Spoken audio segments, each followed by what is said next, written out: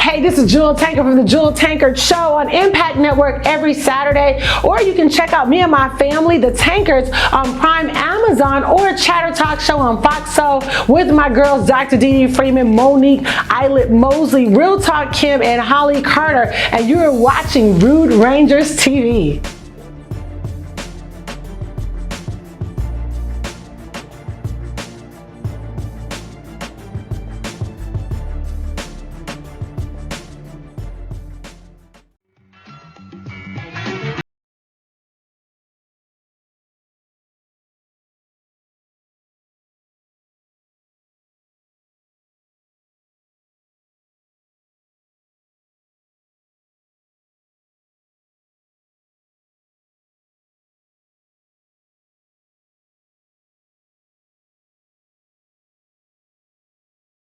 Girl groups without whom you are about to meet right now.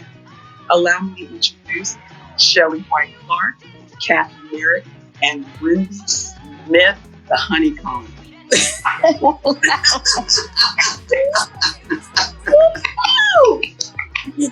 I am fangirling out right now. I want you to know this. This is awesome to me. This is absolutely awesome. It is such an honor to have each of you here. And I am, when I said that there would be no female empowerment groups, when you guys have lyrics, and I wrote down some of my favorite lyrics. Oh, yes, baby. Yes, baby. My love, while you are out looking for sugar, somebody is going to take your honey and be gone. Do you hear that, man? Do you hear that, man? They just told me that this is spitting some truth right here. Yeah, with the neck and all of that. Then one monkey. Don't stop no show. Don't stop no show. it's right. If you don't want to go, there are a lot of guys out there who would love to play your role. When I tell you, it doesn't get any better than that. You can if you don't love me, you can go. Bye. There's another one out there. Bye. Bye. Bye. That's part of our choreography. That's right. That's right. Bye. But don't let the door hit you on the way out. Don't let it hit you on the way out. I am so happy to have each of you here. This is an honor. And I will say that we are missing one of our lovelies, Miss Edna Wright. I have known Edna since I was 12 years old when I started singing with Andre and Sandra Crouch. And I had no idea, that's the best part about it, I had no idea that she was in the group singing the songs that I would love to listen to, that I grew up listening to. And I had a list of everyone, when I started this platform, I had a list of everyone that I wanted to interview. And you guys are on that list. Oh. And I have to shout out Melody, Edna's daughter. This is just, this is everything to me. So let's begin our talk with these beautiful women. The Honeycombs began. I want to hear the story of Miss Shelley. You were one of the founding members, and I want to hear the story of how the Honeycombs came about. I was in a group with the sought-after soprano Carolyn Willis. Mm-hmm. And our group was with a legendary LA singer named Shirley Matthews. Uh-huh. If you Google her, you're going to be able to read everything about Shirley. She put a group together and called it Willis, Matthews, and Clark. Mm-hmm. And we were just performing around LA doing sessions, for different producers and performing. And unbeknownst to me, Carolyn was also doing sessions with Edna, who I didn't know. Uh-huh. And so when the time presented itself, just long story short, Edna's sister, of course, we all know is Darlene Love. So when Darlene Love, the Blossoms did everything under the sun. Mm-hmm. They were triple booked all the time. So a show came to them that they were unable to do. And it was the Andy Williams special featuring Burt Bacharach, Dionne Warwick, some other, and they needed a group to sing behind everybody. Andy Williams, Dion, and I forget who else was on the show. So Edna called Carolyn and said, my sister can't do the Andy Williams special. Will you do it with me? And she said, yes. And Edna said, well, can you find one more girl? Otherwise, we can use someone I know. And Carolyn said, no, I'm already singing with a girl. Let me bring her name is Shelley. So I met Edna on the set of the Andy Williams special. And I didn't know that Edward Holland was watching us that evening at the urging of Edna to, they wanted to sign her as a solo, and she didn't want to be a solo. So she said, I want to be in a group. If you like the group you see on TV tonight, Eddie and Brian, let me know and you can sign me with them. So that's how it happened. And I didn't know that he was watching. All I knew was that it was a gig, it was great. Andy Williams is an amazing, I just watched, it's on YouTube. I just Right. It's amazing. And I said, wow, look at us with our young selves there. But then that's how we were formed. Edward said, I love this group. Y'all come to Detroit. They went, I was a bit of a holdout, but they wore me down. And eventually I went to Detroit with finals. And then from there, and you guys, you had the chart topping hits. The first one was While You Were Out Looking for Sugar. Right. This is my motto. While You Were Out Looking for Sugar. So now, who wrote that? Our songwriters ranged from Greg Perry, which of course was Edna's boyfriend at the time. Angelo Bond, which was a little Prince-looking guy. He did a lot of the lyrics.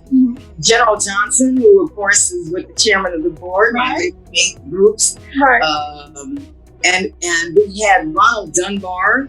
We had, they were young writers, which is why they would have these innovative lyrics. All of our songs are sort of in your face. Right. That's what I love about it. Think about it. I don't know that we have one.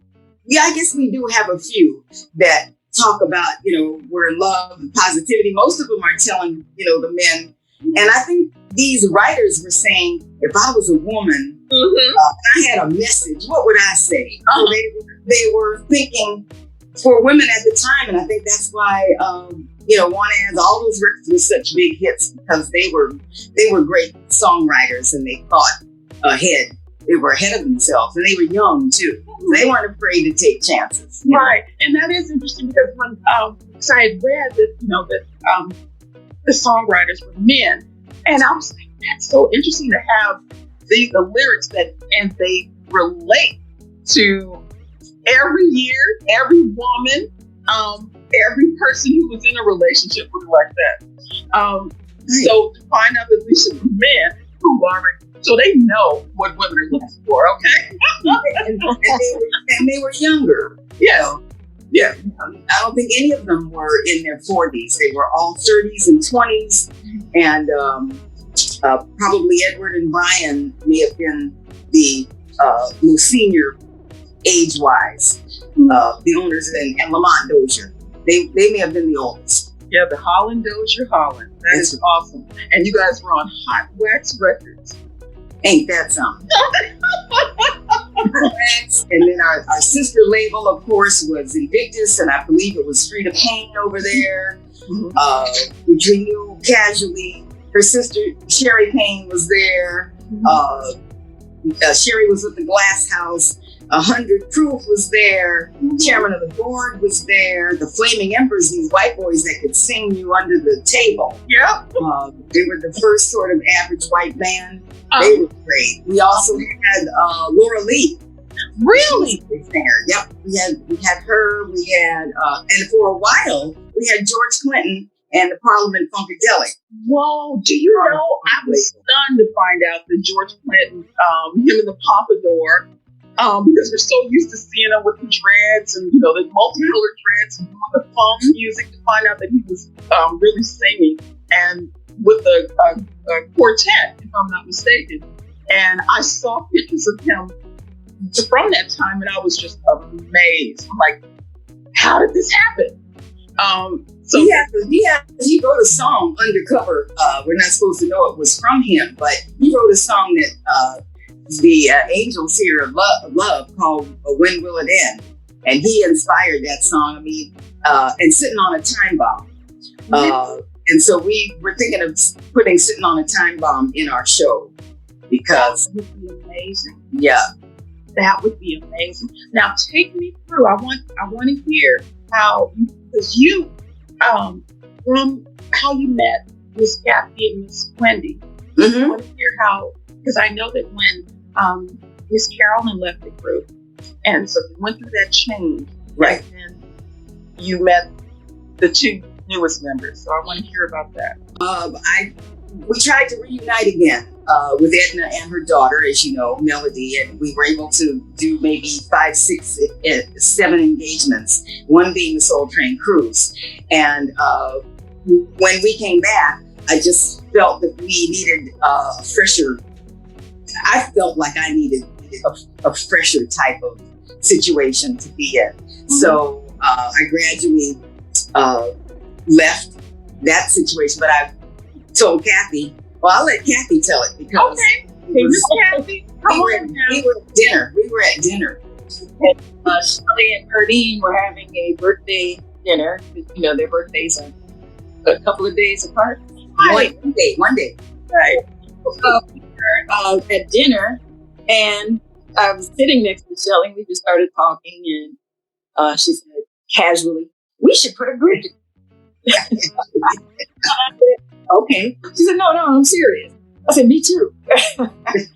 So the next day she called me and said, "Hey, do you know anybody?" And I said, "As a matter of fact, I do." I was on the road in New Zealand, and Wendy happened to be in New Zealand with the Glenn Miller Band the day before the gig that I did there. And she left us a note. So she was fresh on my mind. Ellie said, "You know any girls?" I said, "Yes, I have the perfect girl for you." We all met for lunch to talk about it, and we clicked. Absolutely amazing. And let me tell you something, Miss Kathy. Now, aren't you Miss ballet dancer, Miss DC? Yeah, Come on now. Okay. Look, I'm from a musical family, and I love music, and I call myself a closet singer. I started off at 8 as a dancer, and I studied dance for years. But in the interim, I'd say around 15 or 14, my teacher heard me singing, and she would do these musicals every Christmas. And so she ended up giving me a lead part, and from that, my mom found out I could sing. Had no idea. Wait, were you hiding in the closet singing? They get me to sing. They had jam sessions downstairs in the den, and my brother, he was a guitar player, and my mom sang. So she was a singer, so she had all of us singing, but couldn't get me to sing. I would just sit there and listen. Go upstairs in my bedroom, close the door. That's when Wait, you know who was like that? I'm hearing recently was Frida Payne. Remember on the show that day? Her sister Sherry gave up all that information, and she said that Rita would go behind the curtain and hide, and she wouldn't sing, and she would hide behind the curtain. And Sherry said, "I'd be out there singing, and then come on, Frida, no, hide behind the curtain." So she's but then like you, Kathy, when they when she felt she could sing and be comfortable, then you couldn't shut her up. late. I was totally late. And then how did you get to be, from that, being afraid to perform to Miss DC? Well, it's funny because my dance teacher, Laverne Reed, he had a lot of influence in the city. He worked for the Department of Recreation, and which is, government city. And the mayor, he would have us do these shows year. And also every summer we would dance throughout the city. Well, we were sort of well-known dance company, and the pageant contacted Laverne and asked her if she would be a choreographer. So when she got involved, she said, "You know what, Kathy, you should do this." And of course, I was like, "No way, no way, no way." But all my girls, my dance sisters, they were backing me and said, "You should really do this." So I said, "Okay." Because they were going to be there. They were going to be part of the entertainment. Okay. So they were the opening. The dancers were the opening. Okay. So they were with me. So I felt comfortable. Yeah. Didn't think I was going to win. Didn't even care. I mean, I wasn't really thinking that way. I said, "Okay, Right. it'll be an experience." And when I did, but let me go back. I forgot about this. And as we do these things, I remember things that I just totally. I was in a pageant when I was 13. Miss DC Teenage pageant. And I forgot how I got involved with that. But me and my girlfriend, and I met this one other girl that to this day I'm still friends with her. But I did that. I lost. So I was like, wait a minute, you lost? I didn't play. So it was chalked up as an experience. But during that time, I was asked a question and I froze. So when the other pageant came around, I was petrified of the question. Because, I had that bad experience, so I really didn't want to be in pageants anymore. But because they pushed me and urged me to do it. Right. But during the pageant, they asked a question, but they asked me the wrong question. They were supposed to ask me about music and asked me about business. So I corrected them, which I guess came off as confident. Right. You stood up for yourself. Hey, come on now. Between that and my piece, I won. There you go. Okay. And what was it like when you heard your name being announced as the winner? Oh, I was flabbergasted. I was surprised. Miss Closet Singer, Miss Afraid to Win, now is known as for representing DC. You are most beautiful of DC. Okay.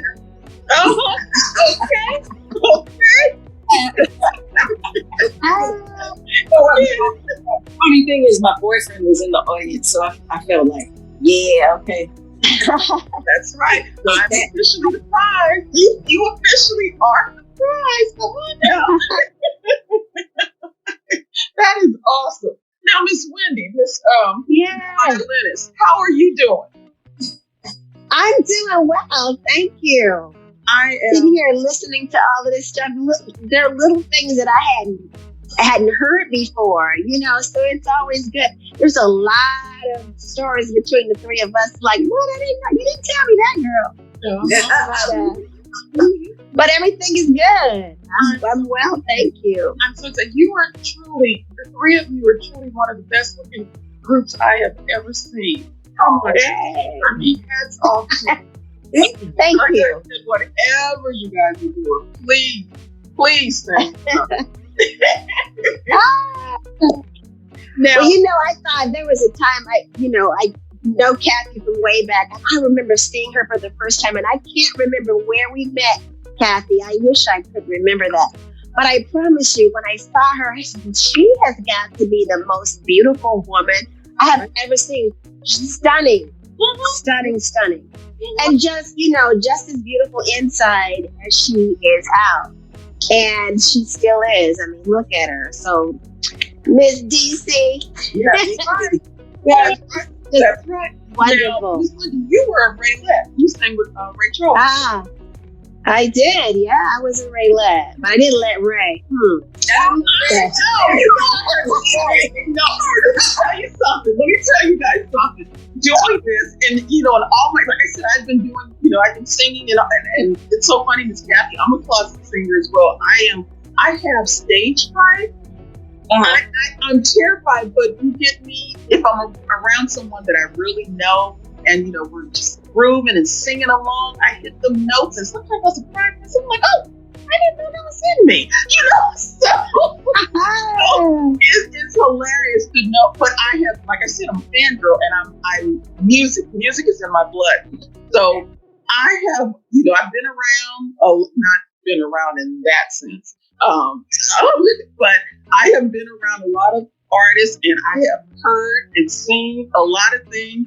And there are some interviews that I have to edit because I get to talking with people who I really know, and we get to sharing them stories, and I go like, ooh, I can't let that be known. So I know you have some stories, Miss Wendy. So when you said about the Raylettes, I already know. So Oh yeah. Well, I'll tell you, I remember the first, I thought, this can't be happening. But it was one of the first gigs that I had. And I think we were up near San Francisco or someplace. And it was an old theater. I wish I could remember it, but it was an old theater up there.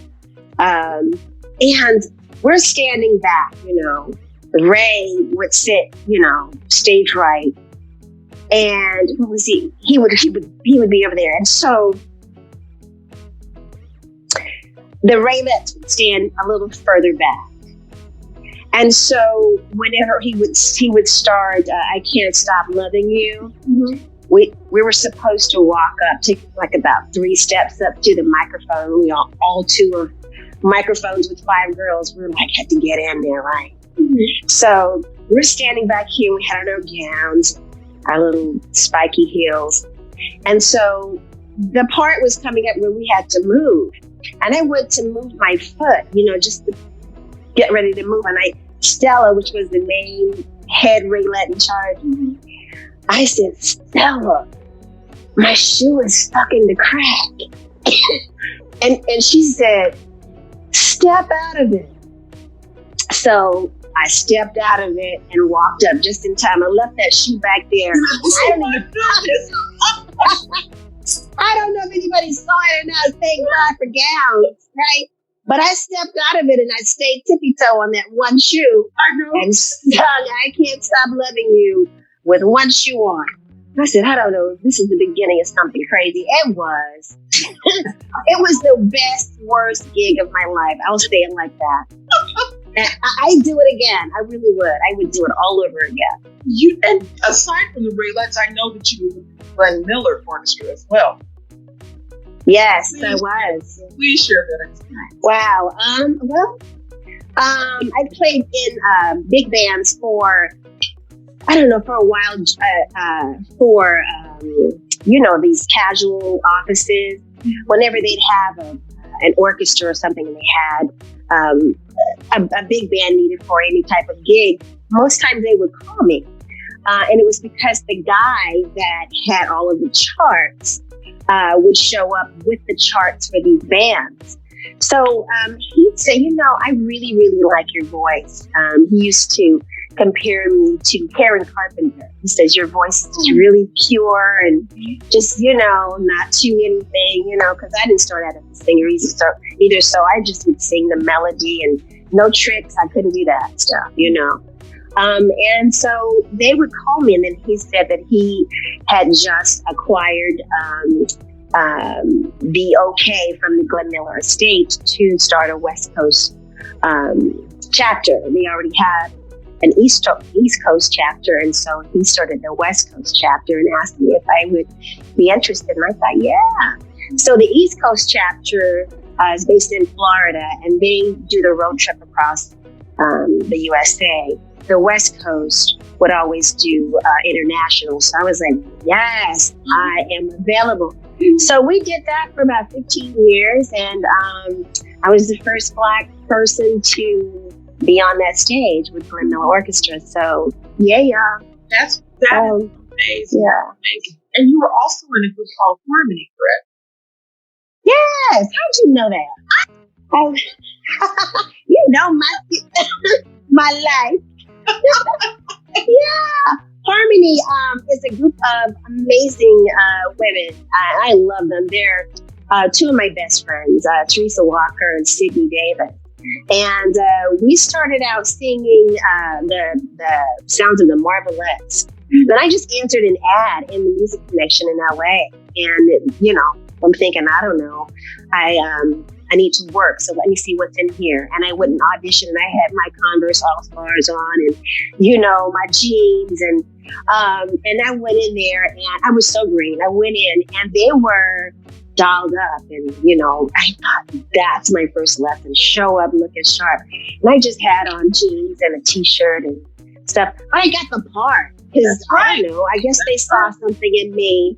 The company that was hiring this group. And so we became good friends, and then we just started doing a lot of session work, did a lot of stuff for Ray Parker back when he had his studio, American, I think it was, out in North Hollywood. We used to do a lot of sessions for him, connected through one of the Dozier brothers, Reggie Dozier, who is a brother of Lamont. And then from that, I started getting sessions for Lamont, doing voiceovers for him. But Sydney and Teresa and I, we called ourselves Harmony, and we just did a whole bunch of casuals in town.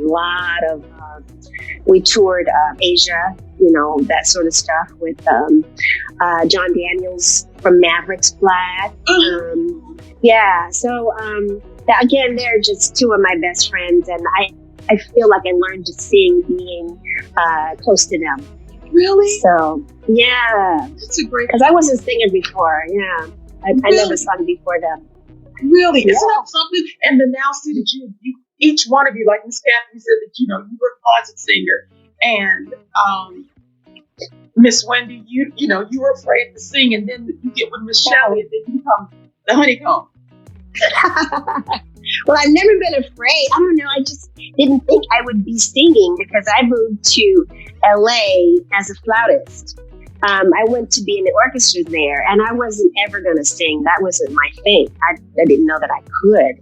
But, I met these women, and I started singing, and I don't know, just learned to stand on my 2 feet with being able to solo on my own and got that confidence. So then I met these two women, and yay, here we are. Before that, wait a minute, let's go back a little bit. Well, you also were the recipient of 2 NAACP awards. Yeah, you do know some stuff.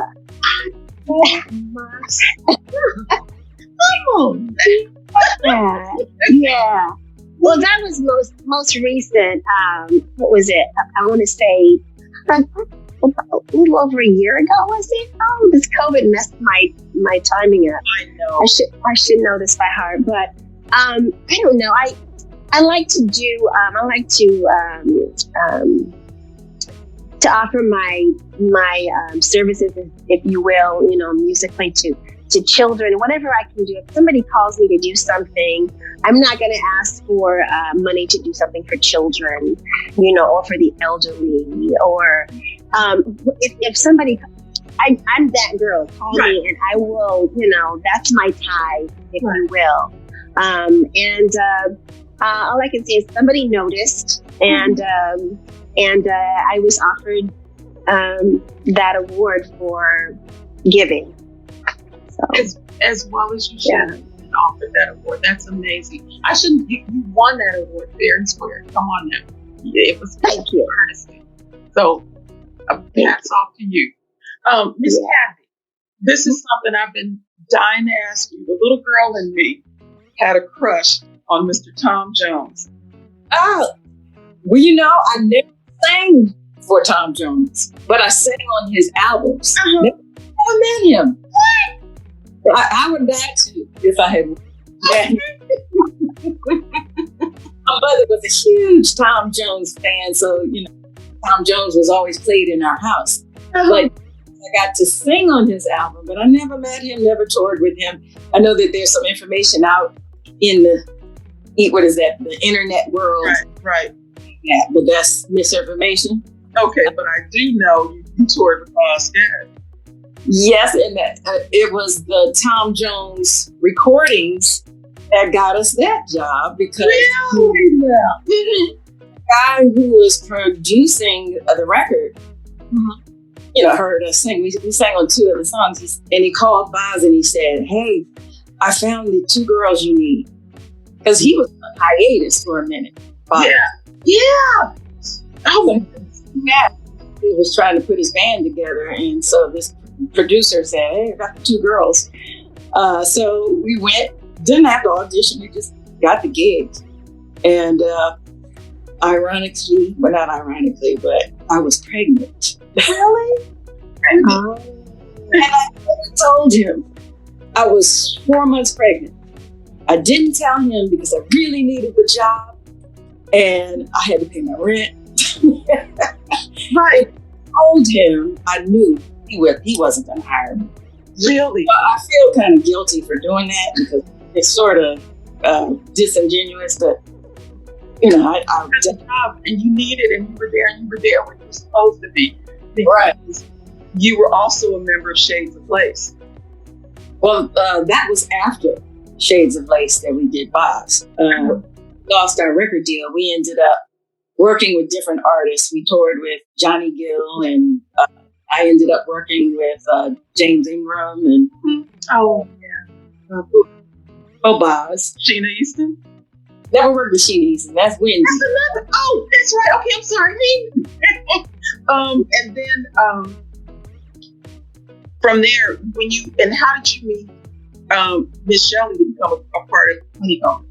Well, my husband became a member of Earth, Wind & Fire. So naturally,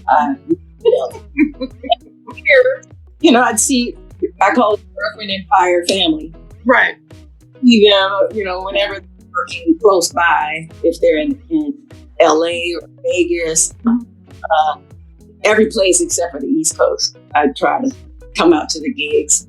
And of course, Shelley's always there with Verdine, so. Right. Clicking and bonding, and the dinner happened, and that's how we. Right. That's right. And then Miss Shelley, now you were a child star. I mean, you were a child performer. You and your brother Ilya. Ooh, you said his name right. Ooh, there goes for you. Oh my goodness, that was going to be my son was going to be named Ilya, but I chose Christian instead. So I love the name. Okay, but why Ilya? It was a name. The Man from U.N.C.L.E. Remember the? I was a latchkey kid. That's all. I had music, television, so I watched all those shows, and so that was the name. So, Ilya Kuryakin. Yes. But my mother, it was a Russian Jew, and pretty much sort of like a communist. Mm-hmm. And one of her heroes, and in a way, literature mentor was Ilya Ehrenberg, a Russian Jew who was a communist who wrote poems and lots of different works, documentaries, that kind of thing. And she was basically in love with his style of writing. And it was a very different name at the time, because what black kids are going to be named Ilya anything, or I couldn't even say it. Neither could any of his roommates. I used to call him Yulia when I was little. And eventually he got tired of people mispronouncing, or, the teacher, hello, is Isla here? Where is she? And that kind of thing. He was like, no more. He changed it for a short period to Eddie. Like my father was Eddie, so he took they started Eddie Jr. Mm-hmm. But then as he got older, he realized what a cool name Ilya was, and he changed back to Ilya again. A lot of people were still calling him Eddie, and he then had to correct. Eddie, Ilya's a real cool name. I've always liked it. Yes, it really is. And you were the Cotton Club Review, correct? Yes. Yeah. Yeah. We it was a great show. I mean, I think they found me from being on Broadway, and I went to audition, and they loved me, and they told my father, we love her, and the person who didn't love me was Cab Calloway. and Really? pitched a bitch and said, no, I want my daughter to have it. And she was like a lightweight singer, but she couldn't really stay on key, and she wasn't the dancer that they wanted, because the guy that was producing this, named Clarence, I forget his last name, but he was doing all the stuff back in the day. You've seen those black and white movies with the Nicholas brothers. Right.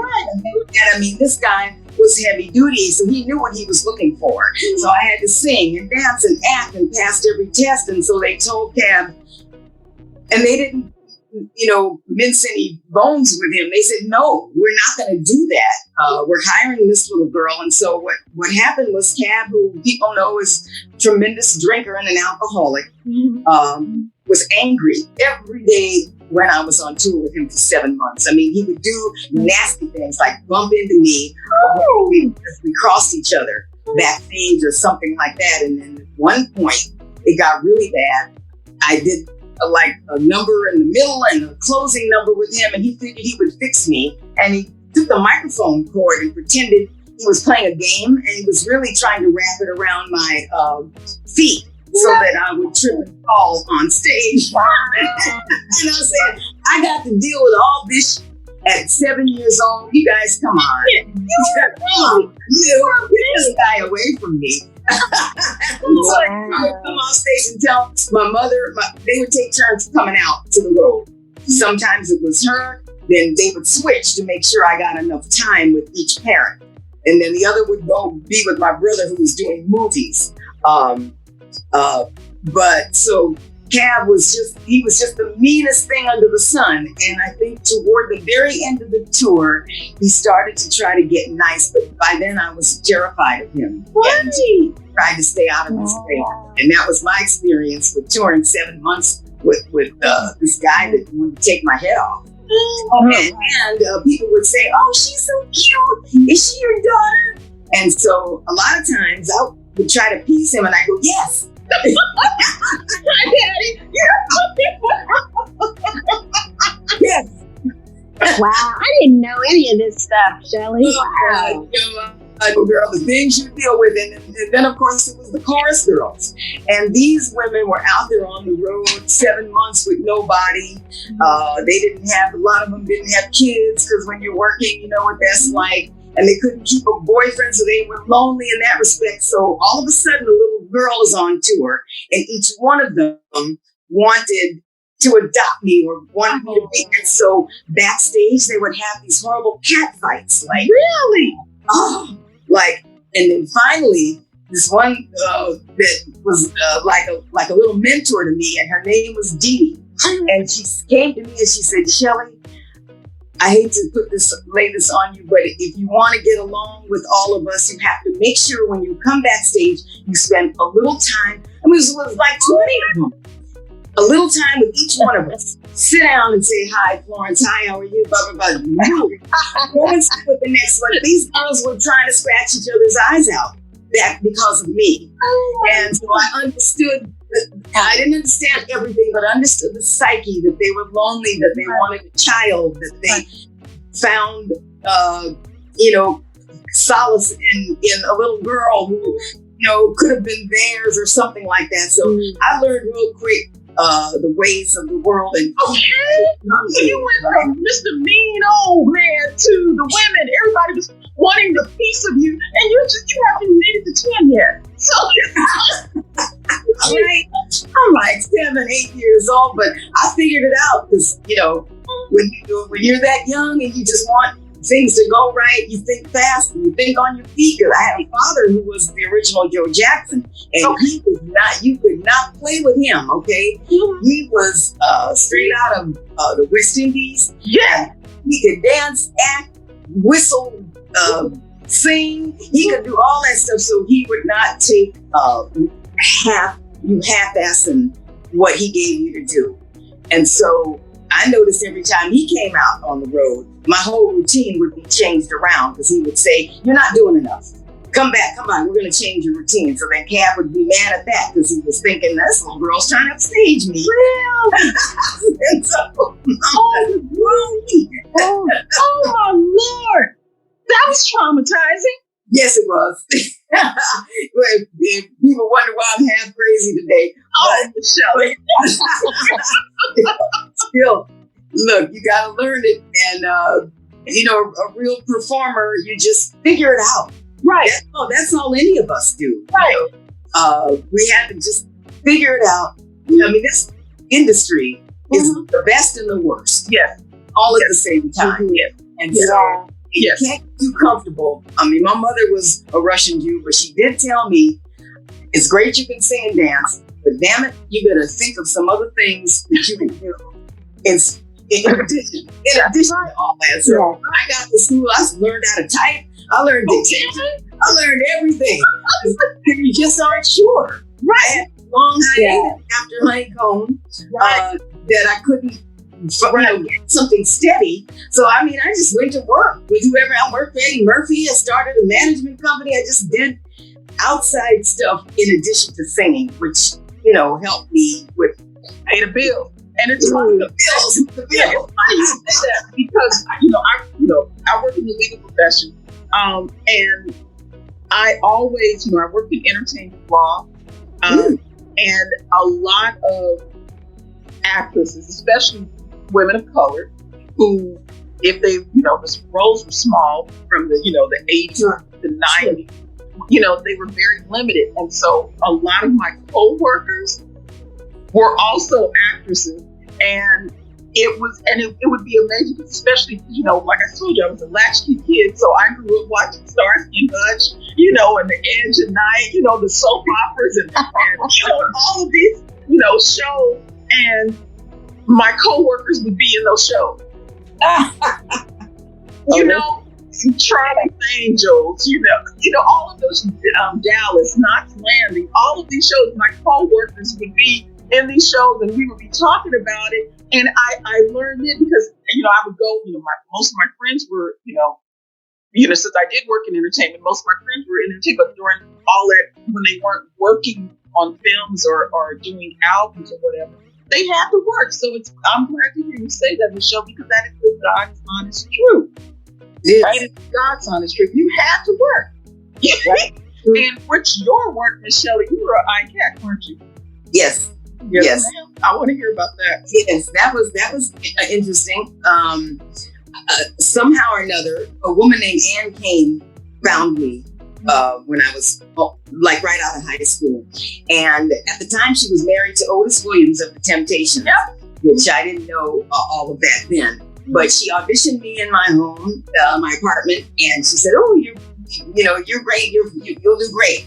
And I said, "Okay, when do I fly out?" And she said, "Tomorrow morning." I said, "Whoa!"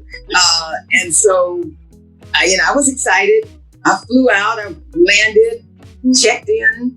All of a sudden, there's a knock at the door, bang at the door, and I open the door. There's Ike. And I just came to welcome you. I can't, blah, blah, blah. And I said, "Oh, thank you."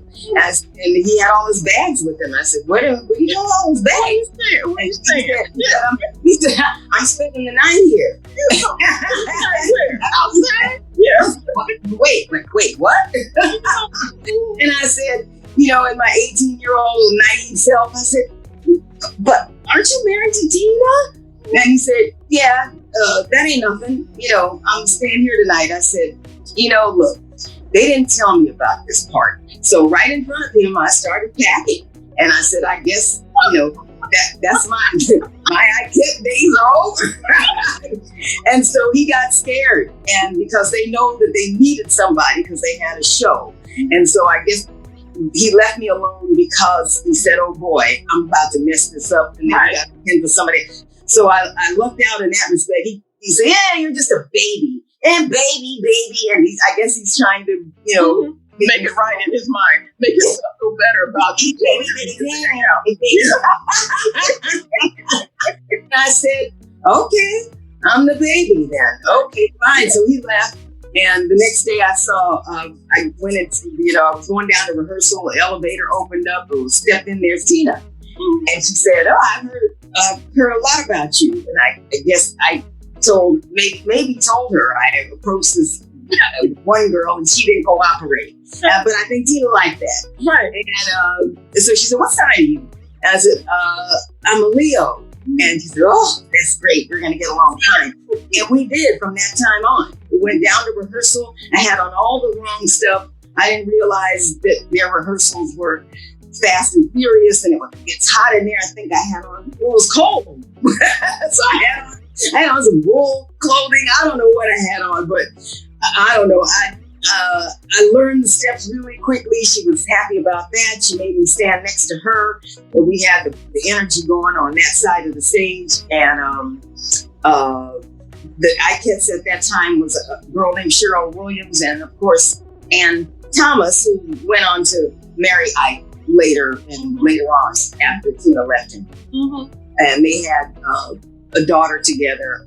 And at the time, she was Tina's, they were always together. They were like sister wives. Uh-huh. And she was the sweetest girl. Ann Thomas, we call her Tomez. She was the sweetest girl on the planet. And 3 years and bears long, half Filipino, some black, and some other, I don't know, but she took her hair out of the braids, and it was, out of the wig, and the braids would fall, and she had the most beautiful hair. And I would ask her, why do you wear wigs? It was just so outrageous to me because I was the only ICAT in the history of ICATs that didn't wear a wig. And I said, oh boy, Tina's going to try to make me wear a wig. And she never did, because I had that kind of hair. I would only get in trouble if it got maybe a little frizzy or bushy, and we would get fined if we didn't shake our hair enough. You know how really? All of that. We had to copy what she did, and we get a and we get a $5 fine if we didn't shake our hair enough and didn't and had runs in the stocking or missed a step or And I think that was Ike's way of taking his money back once he gave it to me. Yeah, so he could save money by telling you at the end of the week, you got a fine for the stocking, a fine for and I would try to get all the steps right and say, oh, he turned around. That's good. He didn't see me miss that step. Students got off stage. This fool had eyes in the back of his head. He said, I saw that. You see that movie when Angela Bassett and they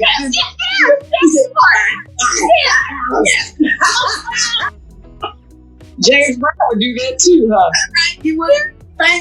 $5. James Brown would do that too? Yeah, he must have gotten it from Ike. Huh? Yeah. What? No, you gotta tell that story. Come on now. You can't just be that up there hanging. Well, I've never worked with James Brown, but his history and the movie. All the movies have it in there. Yes, the $5 rule. The $5 rule. And can you imagine? We don't wear stockings like that anymore because, the times have changed. But then we had to hit the stage with stockings, and something's going to run because you saw those routines, and so my whole thing, I used to get fined. I'm sorry. Oh, this is classic. I love this. I think I used to get so busted. I'm so busted right now. I'm busted. I think I used to get fined mostly for missing a step here and there, because I would try to interject my own choreography because I thought I was good like that. But you had to do what Tina was doing. And so, who did the choreography for the ICAT? Mostly the ICATs. Okay. And if we had an idea, Tina would start off, in the beginning, they were mesmerized a little bit with karate. And, those moves that they do. Oh, my goodness, yes! All of that stuff. And so a lot of those moves came from martial arts. And, of course, Tina, in later years, went on to become a Buddhist. And, that energy and that chanting sort of saved her from the life. Yes. The life that she had. So, Right. Now, tell me that I read this correctly. Did you sing with Tom Jones? I did not sing. I think I did backup the same. I did backup for Tom Jones. This, you know, some records and things like that. But I got to tell you, one time, this is a story for everybody. Verdine, maybe it was Maurice and Marilyn, you know, when his brother was alive. We all said, let's go see Tom Jones. I forgot why, but maybe they gave us tickets or something like that. And we go, and it's downtown, nice. I forgot why. Yeah. Why would you go see? You know, he's a good performer, but, you know, Verdine wouldn't be into him. Yeah. But we did go, and all of a sudden, this guy comes out on stage, and he's Verdine's color, and he's got a big afro on. I said, who's this guy opening up for Tom Jones? And Verdine said, I don't know, maybe some newcomer. And so, girl, do you know that was Tom Jones? And his skin was so dark, and his hair was a big afro. And we didn't know until he started singing, What's New Pussycat? We said, oh my God, it's Tom Jones. I looked at Verdine, I said, what in the world? He's black now. Yeah. So it was during his early times? Yeah. But somewhere along the line, he transitioned into a black person. I couldn't believe it. None of us could. Maurice's mouth was open like a gate. All of us. That's Tom. We thought it was somebody to come and open the show for him. Yeah. Unbelievable. Yeah. I don't know now. I think he may be a little lighter now. But in that period, whatever period that was he was going through, he was a black man. You could not tell. Okay. Somebody needed to go talk because he needs to do one of them ancestry. Because maybe. What do we know? Okay. What do we know? Okay. Now so I want to go back to the female empowerment of the songs, because I know that your album, Take Me With You, that epitomized that whole album and the song were straight late 60s, 70s. You guys performed Aquarius, and all of those songs, and The Son of a Preacher Man. Oh my God, I love that. And I mean, that whole album, I was listening to it, and that whole album just gave me that, that comfortable groove, that you don't have now. We have all the dance and songs, that just get you to go, hey, with the hair, and you want to do the I can't songs, the I can't movements. You want to do all that. So now, I want to take you back to when you guys were performing that, hearing this music that was written for you guys. Mm-hmm. How did it make you feel? I want to hear. You sound like Verdine. This is the lecture that I got this morning regarding our songs. That the fact that we cranked out maybe 4 or 5 albums within, we were together, I want to say from 1968 to we were falling apart at the end of 72. And so maybe by 73 we were done, but we were cranking out album after album after album. And I don't think that, we on the Honeycomb page, I don't think we've even touched some of those songs that people try to post. We're doing a lot of repeats, but there are like 5 albums of songs that we did. And I believe Edna was such a great artist, and of course all that gospel history behind her. And Darlene kept the foot in her butt, and she had to keep up with an older sister that was killing it, and she would get in that studio, crank that out, and then boom, here we come with the vocals. Or sometimes we have the vocals first, and then to a scratch vocal, and then boom, here we come, Edna, and she'd lay it down. And I mean, this is what we did for a living in LA. We were so fast. Right. And these guys had to keep up with us and keep giving us great songs, because anything they threw at us. And Lamont, bless his heart, he was used to doing a lot of the Supremes where everything's in unison. Baby love, ooh, all the oohs, everything is in unison. Or maybe 2-part harmony. he would try to pull that on us, and Carolyn would get in the studio and go, take the top. Okay, take the bottom. Take the no. We'd mess that song up so bad, their mouths would be open like, what did they do? What are they doing in there? And we were singing that stuff down like, Edna was usually the bottom and I was the middle. And Carolyn Willis was the best soprano in the industry. There are producers that would change their sessions, wait or postpone something if they couldn't get Carolyn on the top. She was just that dynamic. But I don't know, in regards to your question, I forgot where we were, but those songs were, whatever they did, a lot of it we didn't really, it didn't gel with us. It didn't resonate with us right away, but we were powerless to be able to change things the way we wanted to. And which led to Carolyn quitting after a while because she had all this talent. She was a songwriter.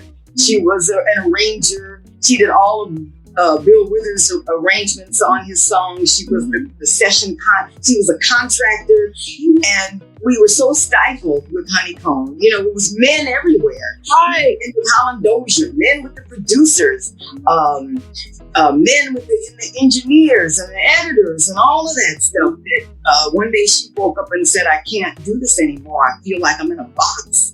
I have a lot more to give. And sure enough, when she quit the Honeycombs and went on her own, she went straight to Seals and Crofts. She did all her arrangements. Yep. She toured. She went to Melissa Manchester. She did all her stuff.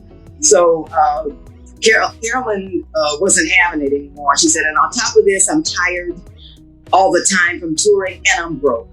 So this was a no-brainer for her. And it's interesting because like I was saying, the words are so, empowering for women.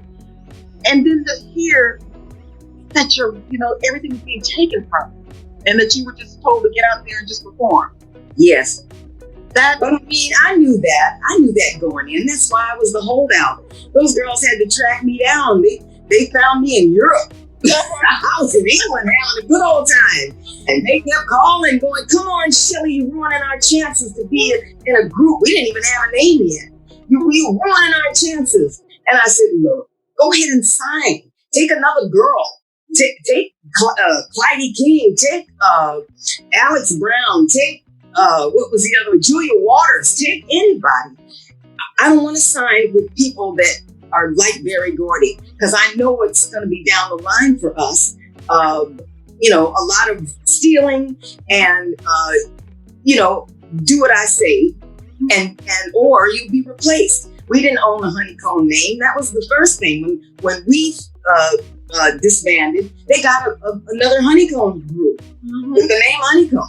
I mean, by then the company was disbanding and they were in trouble financially. And so that second Honeycomb group never made it. But I mean, they could have, because when there's nothing we could do about it. They owned the trademark, they owned everything. So Carolyn was right in leaving. I maybe didn't have the courage that she did, or I wasn't as tired as she was, even though I knew all that stuff going in. She said, well, Shelly, you called it in the beginning. You didn't want to sign because of these reasons that, she said, but I figured they would loosen up with us and change over time, but they're not going to. And I need to get out this now. Right. So Carolyn left. I tried to find some other singers. Chemistry was just gone by then. So, by the time it fell apart, I think I was a little relieved too. Right. Edna, of course, had gotten with the producer. So she went off to do a solo album with him. So, that was that.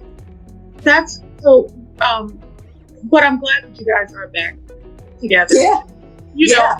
And like I said, you have the history and the songs, and I listen to the songs and I listen to the lyrics, and and I get the last right. I told you, you ain't gonna get this honey ever again. It's like, so I'm I love it. You guys, your mark in history is there to stay. Is here to stay rather, and I'm so honored that you guys are here. So, but I do want to know, what do you have? Because I know that there's some new music in the work. I know this much. Say it again. I missed it. Working because you guys are working on some new music. Oh, well, we were fortunate to have a songwriter in our midst here, Kathy and her husband. A song that I think that I sent you. We didn't get to release it properly the way we should have, but it's still, it's still ready for release when the right time comes. And we're always going to be working on new music. We're working on putting a show together. Things are a little sketchy because of COVID, so we're just going to we're going to make sure that by the time we're hired, it's a safe situation.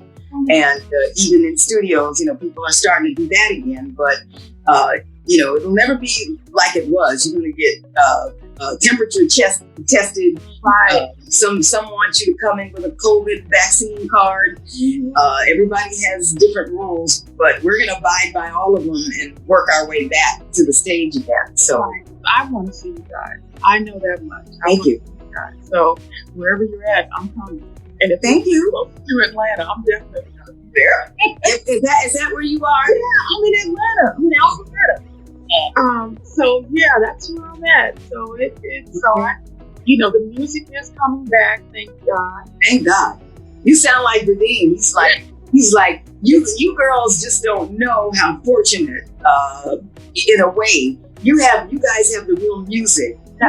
He said, if you want, you have 2.5 hours of a show with your own music, if you want to. It's just that we like other people's stuff. So I don't know if we could do an hour and a half of just Honeycomb without somebody else, but we could. Yes, you could. Wait a minute. Yes, you can. My list of songs that you guys have, and I told you I'm going to be in the. I'm going to be the one standing there with the lighter lit going. The lighter. Not the lighter. Yeah. We do a cell phone light now. I'm keeping it old school. I have the lighter, Miss Shelley. Oh, that's right. And you know what is it? Girl, it ain't easy. That one gets me going. Let me repeat that. Girl, it ain't easy. It ain't easy. A woman's work is never done. It never stops. We work our fingers to the bone. Our best is never good enough. That's my favorite song, by the way. Out of everything that we ever recorded, that's my favorite song. Yeah, because it's telling the truth. It's the truth. We are never, and I'm looking at, we got beauty queens, we got dancers, orchestra, and still somebody will say that is never enough. Never enough. Will make you feel like it's not good enough. And I'm like, the world, we are the prize. Women are the prize. Yeah. I don't know. This is 2021. Women are taking a stand. That's right. And it's because of lyrics like that to remind, and this is why I have this platform to remind women, you gotta go, you need to listen. Don't get fooled by the music and the beats. I want you to hear the lyrics. And I want you to hear your work.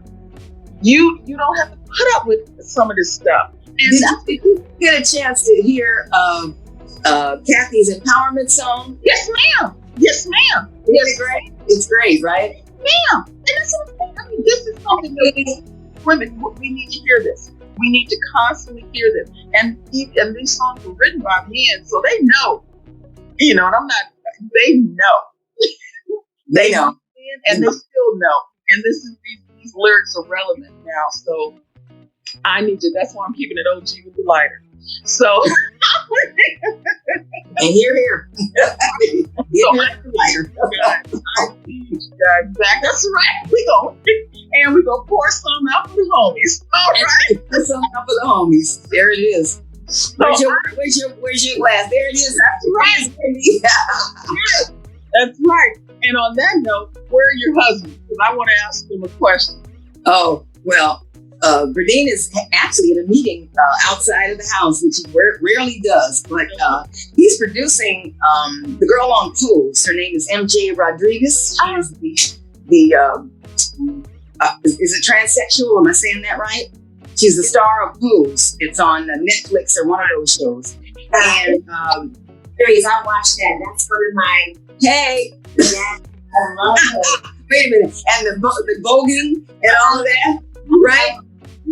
Well, he's been producing her for the last 3 years or so, but they're ready to do her video. So I don't know if you remember the guy, director Rashidi. That's all I can remember his first name, Rashidi Natiri, something like that. He's very good. Oh, I know who you're talking about. Okay. Rashidi. Yes, I know who you're talking about. I know. He's at a luncheon right now with Rashidi, but I can answer on his behalf. However, I want you to understand, and I want them to know. I want them to answer this question: do they realize that they are married to superstar, to legend? Oh, aww. I know. Okay. They know, huh? They know. I think Mom's outside. He decided to go out and work outside in the garden and stuff. But I don't know. He always says, "Oh, Rome knows. so lucky and blessed." And I'm like, "No, me. I feel lucky and blessed." So yeah, we know we're good together is good together. You know when it's good, and you just don't want it to end. So we know. Right. Yeah. First. Yes. And what about John? Oh, well, John is not feeling well. He's been struggling with vertigo for the last Right. Oh. Okay. No, I meant, what does he feel about you? I mean, that's what I was saying. You know, we see the value in each other. Definitely. He's my king and I'm his queen. Oh, hello. Come on. wait, and Verdine is just straight terrified. So he knows what he's dealing with over here. Gio, okay. Come on. He's like, the best answer in this house is yes, dear. Happy life, happy wife, happy life. I have to say this, before COVID, we were getting together, at least once a week to rehearse and, chop it up and have salad. You make the best salads and have the best wine. And so, I always admire how you guys love each other and how you look at each other and how you care for him and how he cares for you. You okay, honey? You all right, babe? You're okay? Then you okay? Need anything? And then Wait. Am I in trouble? Am I in trouble? Did I do anything? That is vitamins right there, all the stuff. And I'm like, dude, why are you taking so many vitamins? You stay super healthy. And I'm like, I want to be like you when I grow up. All the rest of the chili mixture that he is on the ball. Right. I love you guys together. Thank you. Very true. Thank you. Very, very true. Hey. Love is the answer to the climb. I know, right? It's the answer. Okay. Well, ladies, I'm telling you, this is from this fangirl to each one of you. It has been such an honor to speak with you and just have this girl time. And let you know how much I admire each and every one of you. And I'm so, so happy to share this earth with you guys. I want you to know. Oh, thank you. I feel so blessed to be around. I mean, how are you gonna get that? I mean, they're both a triple threat, right? In some cases, quadruple threat. We have everything. I mean, it's from when I pray to God, just please send me someone who's, I had a long list, talented, pretty, nice, spiritual. I mean, it was answered. It was just answered. So, we give thanks to God that we answered each other's, prayer in a way. I got my tissue. Wait a minute. I got my tissue and I'm getting ready to start crying. You know that, right? I definitely believe it was kismet because there's so many parallel situations that crisscross that it's like we're supposed to be here. We're supposed to come together. And when we get together, the reaction that we get from people, Oh, yeah. I I mean, on the street, right? Having dinner. I mean, people just assume that we're somebody, right? They go, who are you girls? And, you know, and then, of course, we get a lot on our Honeycomb page. I know we're winding down now. It's 2:30, almost 2:30. Oh my God. Okay. Well, but we get a lot on the page that, you know, there would be no Destiny's Child. That's with right. Girls. They were the originals, and they are keeping the legacy going with the same type of excellence. So I'm really happy and relieved when I see comments like that on the page that we have, you know, a level of excellence. Right. And that's people coming, and that's coming from people's heart. You just don't know. And that's what a lot of people, a lot of artists, you need to understand how you impact people who listen to your music. All of it, you know, like you're telling the backstory, but on the flip side of that, how you impacted people's lives. I mean, come on. You've got to feel that love. I want each and every one of you to feel the love that you've given to us. You've given to me. I told you when I sing, if I'm going through a breakup with a guy, and all I got to do is put on one of these songs, and I'm feeling all right. You know, come on now. And I want, you know, this is something, so it's my opportunity to tell you how much you mean to me. And this is when I start crying, because it's like I'm sitting here and I'm looking at each one of you on the computer, and I'm like, and there's me. Oh, it's on. You know. I'm like, I'm fangirling right now, because I'm like, I listen to your music. I listen to, you know, and I'm sitting here having this girl talk with you guys, and it's just, if the Lord were to take me, I would be all right, because I've had this moment. You know that? Thank you. I mean that with everything inside of me, and I'm telling you, the tears are coming, and it means so much to me. And I thank you from the bottom of my heart. Thank you. All right. Thank you for having us. It's been fun. We don't get to hear about each other's lives until we do candid interviews like this. Wait. We got Kathy had a group that used to rehearse in an empty swimming pool. I was blown away when I heard that one. And Wendy as well. You hear about each other's lives, you know. And Wendy, a flautist who never thought she was going to be singing, and now look, it's like, come on, what? Okay. You said something a minute ago, Shelley, that I thought that there's another connection, that you were away in London when somebody was calling for you to be in a situation that got you to where you are here with Honeycomb. And Kathy called me. We were both away, and you know, she texted me, emailed me in the middle of the night, and I'm going, okay, wow. So that connection, that kind of thing. See the separation. We're all calling on each other, right? Right. And then these two switched jobs once with the Sounds of the Supremes. One left, the other one came, and they switched jobs, took the other job and laced, just stuck. Right.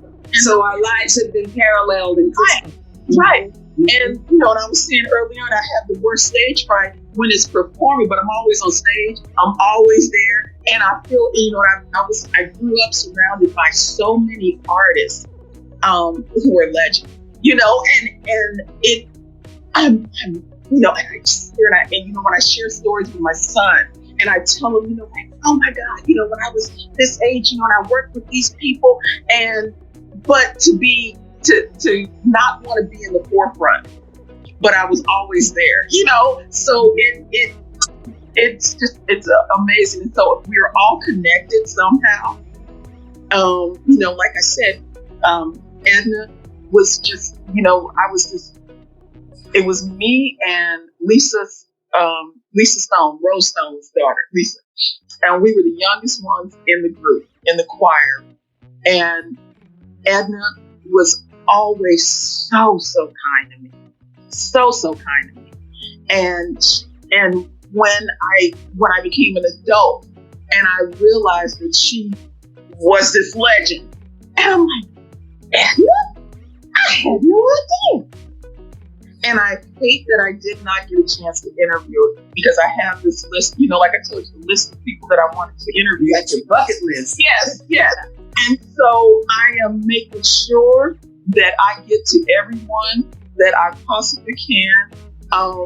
And I don't want to wait anymore. And I told you that, Michelle. I don't, tomorrow's not promised. So I'm going to make sure I interview everyone and let them and have this moment with them. So, gosh darn it, you guys have just made me so happy. You really, thank you, really have. And again, it's such an honor, and I love each and every one of you. Just continue to be the bright lights that you are. Okay. Thank you. Thank you so much. Bye. Bye. Bye. Bye. Thank you. Okay. Oh my God. Thank you guys so much. Bye. Okay. I'm signing out. Yes. Bye, you guys. Thank you so much. Bye.